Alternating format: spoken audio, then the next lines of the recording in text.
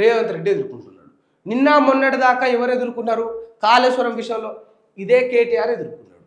ఎక్కడైనా అవినీతికి పాల్పడి అన్యాయం చేసి పేదల సొమ్ము తిన్నాడు అనంగా ఇప్పుడు అవినీతి ఆరోపణలు ఈ నక్సలైట్లు ఎదుర్కొన్నారా? అవినీతికి నక్సలైట్లు ఎదుర్కొన్నారా? లేదు. పోనీ మానభంగాలు చేసిరు, అమ్మాయిలను ఇబ్బంది పెట్టారు, అఘాయిత్యాలకు పాల్పడ్డారు, ఎక్కడైనా ఒక స్త్రీని మోసం చేసిండు ఒక నక్సలైట్ అనగా మనం విన్నామా?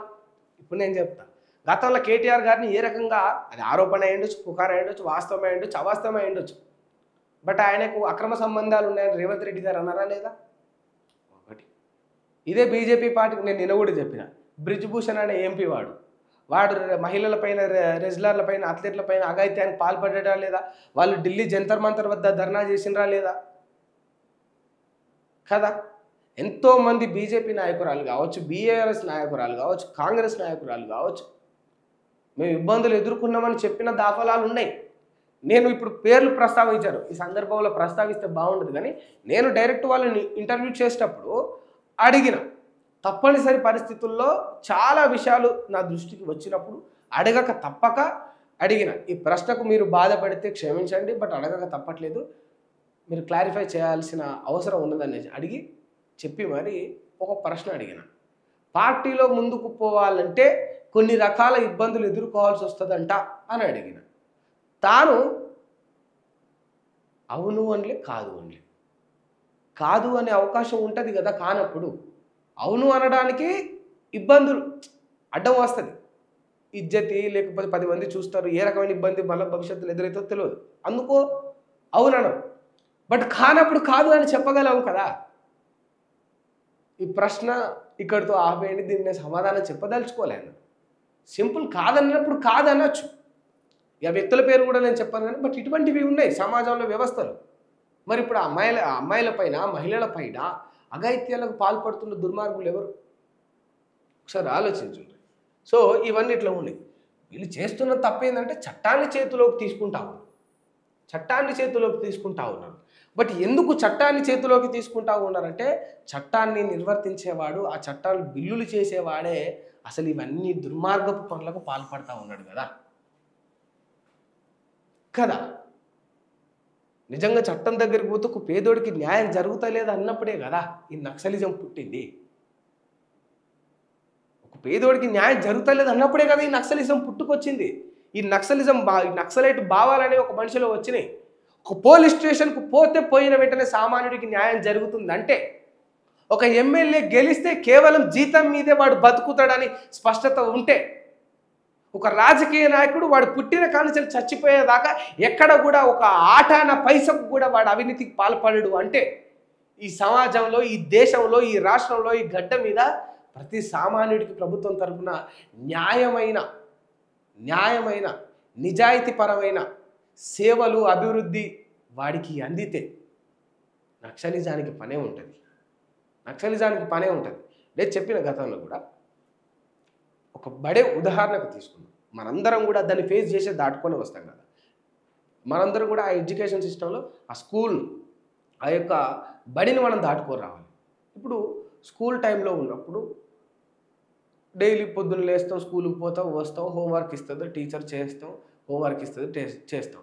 టీచర్ హోంవర్క్ ఇచ్చినా, మనకు ఒక టెస్ట్ పెట్టినా, మనకు ఒక వర్క్, ఒక పేజీలో ఒక ప్రాజెక్ట్ చేసుకురమ్మన్నా, ఒక రాత ఏదైనా రాసుకురమ్మన్నా, ఒక పోయిట్ ఏదైనా రాసుకురమ్మన్నా, ఒక ఎస్సే రైటింగ్ ఏదైనా రాసుకురమ్మన్నా, ఎందుకు? దానికి రీజన్ ఏంటంటే మనం మెరుగుపడడం కోసం, మనం బాగుపడడం కోసం, మనం ఇంకా జ్ఞానవంతులకు కావడం కోసం, మనకు ప్రాక్టీస్ అవ్వడం కోసం టీచర్ చెప్తుంది.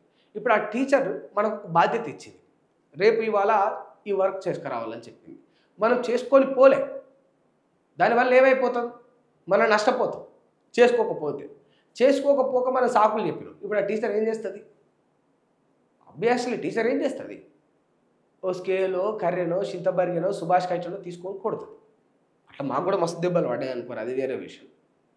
కొడతారు. ఎందుకు కొడతారు? ఇప్పుడు ఇక్కడ ఈ పని జరగకపోతే, ఇది జరగకపోవడమే, ఇది చేయకపోవడమే వాడికి అలవాటైతే, రేపన్న నాడు ఆ పిల్లాడి బతుకు భవిష్యత్తు ఖరాబ్ అవుతుంది. ఆబ్వియస్లీ అవుతుందా కాదా?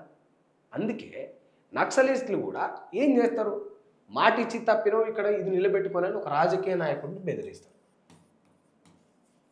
ఒక రాజకీయ నాయకుడిని ఏం చేస్తారు? బెదిరిస్తారు. ఇప్పుడు వీళ్ళు చట్టాన్ని చేతిలోకి తీసుకుంటున్నట్టే. బట్ ఒక పిల్లాడిని కొట్టే అధికార హక్కు కూడా మానసిక అంటే శారీరకమైన భౌతికమైన దాడి చేసే హక్కు ఎవరికి ఉండదు ఈ భూమి మీద. మన చట్టంలో లేదది. ఈ కొట్టడం, కట్టెలు పెట్టడం, థర్డ్ డిగ్రీలు చేయడం, ఈ హోంవర్కులు చేయకపోతే ఈ మట్టల మీద కొట్టడం, ఏళ్ళు తిప్పి కొట్టడం, చేతులు సాపి కొట్టడం, కాళ్ళ మీద కొట్టడం, తొడల మీద కొట్టడం, పిర్రల మీద కొట్టడం, చెవులు వీకడం, జుట్టు వీకడం, ఇవన్నీ లేవు. అవన్నీ హింసాత్మకమైనలు. చిన్నదైనా పెద్దదైనా 100 రూపాయలు దొంగతనం చేసిన దొంగతనమే, 1,00,000 కోట్లు దొంగతనం చేసిన దొంగతనమే. ఒక్క చిన్న దెబ్బ వేసినా కొట్టినట్టే, మనిషికి రక్తం వచ్చినట్టు సావు దెబ్బలు కొట్టినట్టే. తప్పు ఎప్పుడు కూడా తప్పే అవుతుంది. బట్ ఇక్కడ విద్యార్థుల పైన టీచర్లు చేసినప్పుడు అది ఎందుకు ఎక్కువ ప్రొజెక్టులు అవుతాయంటే వాడు బాగుపడాలని.